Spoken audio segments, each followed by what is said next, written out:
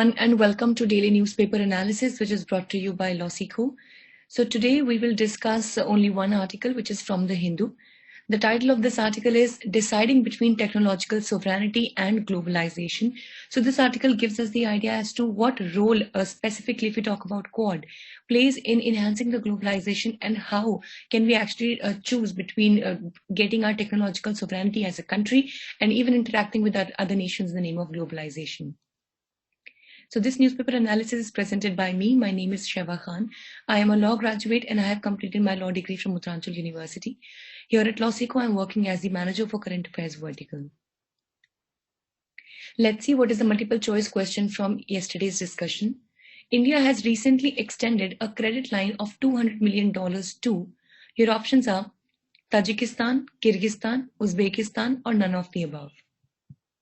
This is the descriptive question for the day. How can Quad serve as the global platform for exchange of technologies and globalization? So let's discuss the article for the day, which talks about deciding between technological sovereignty and globalization. So recently, the Chinese president has asked the Chinese companies to follow the propaganda of Chinese Communist Party. So a global retreat of free movement of goods and services can be observed at present. So in this, let's understand that what is the angle of the Quad. And as we know that the Quad powers are four, which are Japan, India, US, and Australia. So the removal of China offers a new platform for establishing the global trade dominance for the Quad, keeping in mind their geopolitical interests. Now, as we know that when it comes to Asia and specifically South Asia also, so China plays a very important role as a very strong economy over here. But Quad is one kind of association that does not include China. Now, in this situation, these four countries that are Japan, India, US, and Australia definitely have a chance to establish their own global trade dominance in the area. So the backlash against China is pushing Quad to make self-reliant policies. So the Quad provides the best alternatives to China because US is a global leader in the intellectual property. Japan is a global leader in high value manufacturing.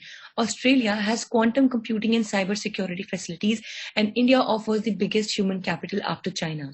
Now, in this situation, we can see that all the things that are actually required for better kind of globalization and making technological sovereignty, they are all present with the members of the Quad, and we do not really need to rely on China for any such resource. So the partnership provides a balance between steady globalization and extreme technological sovereignty. So here it would actually strike the right balance wherein we will also be doing globalization, but at the same time we would be building technological sovereignty, but that is not very extreme in nature.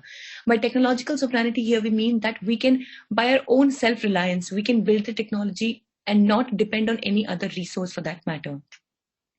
So the working group must strengthen geopolitical convergences, deepen the economic ties, and trust the members' judicial system as well. The biggest challenges that we can see in front of the Quad right now are, firstly, we cannot allow the differences on approach of privacy, data governance, and digital economy to widen because these really are big concerns. And in India specifically, we still do not have the data protection laws concrete in hand. So definitely we need to work on this. Secondly, it should not be all about replacing China. So it should not be, focusing about replacing China as a country or as a resource. Rather, it should be more about making ourselves more self-reliant.